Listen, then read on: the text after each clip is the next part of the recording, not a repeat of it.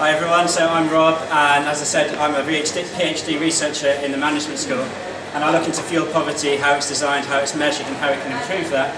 But I also spend a lot of my time out in the peaks, running, climbing, walking, mountain biking, and generally having fun. So I kind of have two hats. On the right, you see me as a mountain rescuer on one of our winter expeditions and exercises, and on the left is me in my office in Northumberland Road, writing yet another presentation for a research role.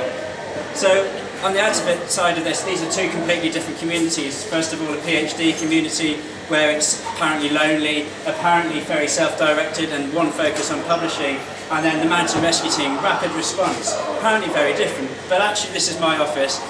This is us doing PhD work, really hard working bunch of people. We have a good time, we work together, we work with each other to help and support each other. It's not actually a lonely existence. It's probably not a fair comparison. There has a lot of similarities. Both roles need revenue and grant capture. You need to make money to get your research done, and the mountain rescue team needs to raise £60,000 every year to keep itself running. We don't get any money from the government. We fund and raise every single penny of that ourselves. And there's multi-agency working in both of these communities. Mountain rescue work with the RAF, the police, the ambulance service, the air ambulance. And as an academic, I work with multiple partners, research funders, energy departments, and so on and so forth. And in both roles, teamwork is key. In the mountain rescue team, it's vital, and everything relies on a well-oiled co-work of multiple people there. But actually, it's the same in the university. If I don't work with my supervisors, my work doesn't get done. People would think then that the mountain rescue is a very much a team-orientated decision-making process, but you've got to have that individual skill that you've had as a researcher to make decisions and make a finite decision in this case as to how someone might actually correctly recover afterwards. And in both roles you need to demonstrate impact by coming to events like this to talk about the work that you do, and also in mountain rescue going out to talk to scouts groups and walking clubs and perhaps inspiring the mountain rescuers of tomorrow. So it's not so different after all. There's team working roles in both, but then there's requirements to be on your own and work on your own. You need to gain money and bring it in. You need to also work together as a tight-knit community and rely upon each other.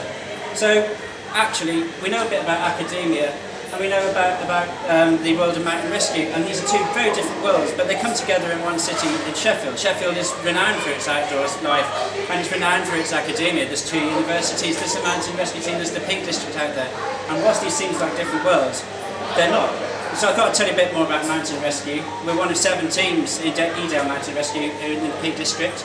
We were formed in '51, and in 1964 was the 4-inch tragedy where lots of scouts died, which led to the formation of the Peak District Mountain Rescue Organisation.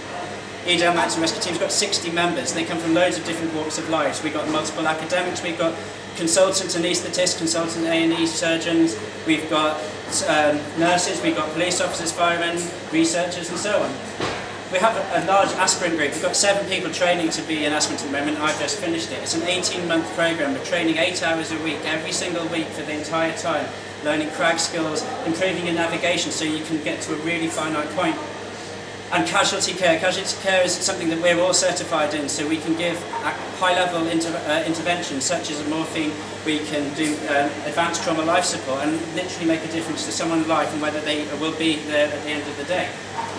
But it's not all about the high drama casualty work. A lot of our work is about getting someone who's rolled their ankle on a walk away from a path and back down to the bottom of the hill, lumping and humping with a stretcher. We've even got a doctor holding a stretcher there. It's a rare picture you'll see that, usually they won't get involved. And we also do a lot of search work. We can get lots of numbers on the ground, 60 members from us and then 6 other teams. But one of the best assets is our dog, Flash, who can cover huge grounds and is a guaranteed way of really finding someone if they want to be found. Following the floods in Sheffield as well, we brought in a water team, swift water rescue team, who can search banks, can search rivers, who can get into dangerous situations safely and bring people back from it. So we can really work and help and support Sheffield should the floods ever come again. And finally, we have specialist gear. This is our Land Rover that we just bought, £55,000 worth of equipment to make that Land Rover work. A big investment from the team, but it allows us to access areas that we couldn't access otherwise. So it really means that we can make people safe in the mountains and within Sheffield. So thank you for listening. It's 2 different worlds, but there's a lot of similarities together. If you want to find out more, you can check out our website. Thank you very much.